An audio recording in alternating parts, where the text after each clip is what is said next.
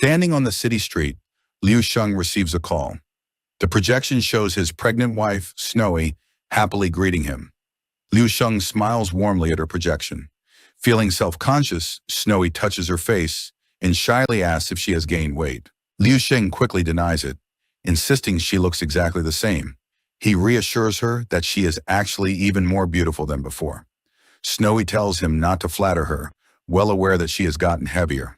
She mentions that when Wanwan visited recently, she almost didn't recognize her. Liu Sheng looks surprised, momentarily failing to recall the name Wanwan.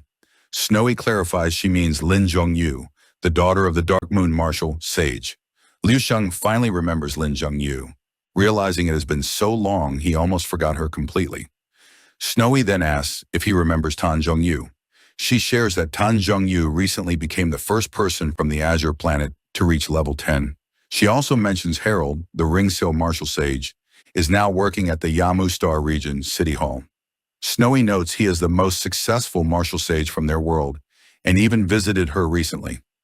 As Liu Sheng continues his walk, he quietly listens to Snowy chatter about old friends and local news, occasionally chiming in. Listening to her, he reflects fondly on the changes she is going through. He observes how pregnancy has transformed her temperament, giving her a gentle and warm maternal glow. Smiling, he muses that a woman truly seems complete once she begins nurturing a new life.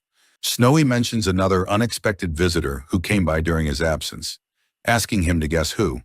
Curious, Liu Sheng asks for the name. She reveals it was his old high school classmate, Liu Qiming, genuinely surprising Liu Sheng. Hearing a name from his past brings a wave of nostalgia, and he asks what his old friend has been up to. Snowy explains that Liu Qiming recently re-enlisted. Before deploying, he tracked down their address, hoping to see Liu Sheng, unaware he was away. Liu Sheng is amused, realizing the man is addicted to military life. He asks his wife if his classmate left a message. Snowy confirms she already forwarded it to him. A projection of a smiling Liu Qiming plays, telling Liu Sheng they absolutely must share a drink when he returns. Smiling at the familiar memories, Liu Sheng tells Snowy to promise Liu Qiming they will definitely have that drink. Snowy tells him not to worry, explaining that Liu Qiming is now a level 7 martial artist and wasn't deployed anywhere dangerous. She explains that since the genetic optimization fluid was introduced to their planet, martial arts progression has skyrocketed. She adds that his sister, Qinghe, is approaching level 9, shocking Liu Sheng with her rapid growth. Liu Sheng affectionately recalls his sister as the little girl who used to follow him around. He marvels at her incredible cultivation speed, as she is already close to becoming a martial sage. Snowy looks downcast, touching her pregnant belly. She agrees Qinghe's progress is amazing, but sadly admits her own cultivation has barely improved recently. Wanting to comfort her, Liu Sheng uses a special vision technique. Peering into Snowy's womb, he gazes lovingly at the healthy fetus developing inside. He is deeply moved, softly acknowledging his child. Concerned about the unusually long pregnancy, Liu Sheng asks what the doctor said about how much longer it will take. Snowy replies it will probably take another 3 or 4 years. She smiles, adding that since she has been pregnant for almost 6 years, she is quite used to the feeling. The couple falls into a comfortable silence, warmly smiling as they enjoy this intimate moment as a family. Suddenly, Snowy tells Liu Sheng to wait while she goes to call his parents. Just as he reacts, the projection glitches and goes blank. An error message indicates a complete loss of signal. Frustrated, Liu Sheng curses the terrible timing. He clenches his fist, realizing that with the vast distances of space, it might be a long time before he can contact his family again. Calming down, he accepts the situation, resolving to wait until they reach the hunting boat to find a better communication method. Back in his cabin aboard the spaceship, Liu Sheng decides not to waste time. Holding an energy cube, he summons a massive crystal into the room. Sitting cross-legged, Liu Sheng surrounds himself with a fiery aura. He draws out large quantities of energy crystals, continuously absorbing their power for his daily cultivation. During the 4 months of their voyage, this intense training allows the immortal cells in his body to multiply explosively once again. As the spaceship continues its long journey, Liu Sheng finally opens his eyes, bringing his deep meditation to a close. He evaluates his progress, calculating that generating over 500,000 immortal cells is decent. However, he acknowledges this number is pitifully small compared to the 100 million cells his level 12 body can handle. He realizes he desperately needs a larger energy source. He muses that if he cannot find one soon, his only options are to absorb cosmic energy from a desolate area, or literally swallow a star to accelerate his growth. His thoughts are interrupted by a knock at the door. Liu Sheng calls out for the person to enter, and Ao Nong Turing steps inside, cheerfully noting how rare it is to catch him outside his training. Over the course of their journey, the elf has become much more relaxed around Liu Sheng. While maintaining a respectful distance, he has started mimicking Liu Sheng's casual habits, like sharing a cup of tea. As they drink, Ao Nong Turing shares an update. He explains they are half a month away from reaching the hunting bow. He remarks the trip has been smooth, joking they left their bad luck on the alien battlefield. Liu Sheng nods in agreement. Ao Nong Turing then asks if Liu Sheng has plans to walk around the ship. Mentioning some interesting places, the elf begins to mention a unique person he recently encountered. Before the elf can finish, Liu Sheng takes a sip of his drink and casually guesses that he saw someone very similar to themselves. Liu Sheng perfectly describes the person, asking if he means a blue-haired woman with an extraordinary physique. Caught off guard, the elf agrees, but a split second later, the realization hits him and he spits out his drink in shock. A bewildered Ao Nong Turing stares at the unfazed Liu Sheng, demanding to know how he could know such specific details when he hasn't even left his room. Liu Sheng sips his coffee, noting that staying in his room doesn't mean he is blind to the events happening outside. He casually lists the ship's recent activities, including recruiting a level 13 expert and completing 87 spatial jumps. He points out exact details, noting they were attacked by 13 pirate waves and that the elf fought them 12 times. This leaves Ao Nong Turing shocked by his accuracy. Liu Sheng smugly adds that 7 of those times, the elf fought alongside the blue-haired girl, secretly trying to show off and compete with her.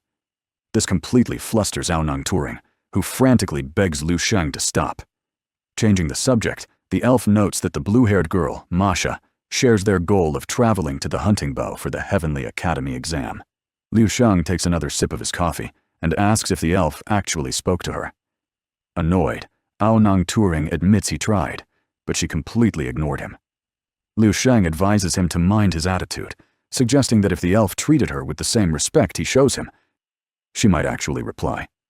Indignant, Ao Nong Turing scoffs, declaring that only Liu Sheng deserves that level of respect from him. Deciding to head out, he waves goodbye. Just as he leaves, a holographic alert pops up. The elf eagerly turns back, announcing a new bounty for space pirates and inviting Liu Sheng to join the fight. Grinning, Ao Nong Turing reasons this might be their last chance to fight pirates on this trip. Unamused, Liu Sheng stares blankly, suspecting the elf just wants to drag him along to act cool in front of the blue-haired girl. He casually rejects the offer, stating he has no interest in pirates and would rather spend the time cultivating alone. Ao Nong Turing accepts his decision without issue and leaves the cabin. Left alone, Liu Sheng pauses, realizing it has been a while since he checked on his shadow clone. Sitting on his bed, he uses this quiet time to connect with his clone and assess its situation. Meanwhile, on the bridge of the Star Spirit Flower, Zhe Yangchen leans confidently over a control console. She smiles, commenting that watching a skirmish involving over 200 level 11 and 12 martial artists is an entertaining way to pass the time. Gazing at a tactical display, she notes the pirate quality has increased as they near the hunting bow. Surprised, they gathered nearly 30 level 12 experts. Outside the ship, a fierce battle is underway. Ao Nong Turing and Masha easily overpower and dispatch numerous pirates. Watching from inside, a crew member marvels at their combat prowess, noting that the two youths are effortlessly sweeping through the level 12 enemies.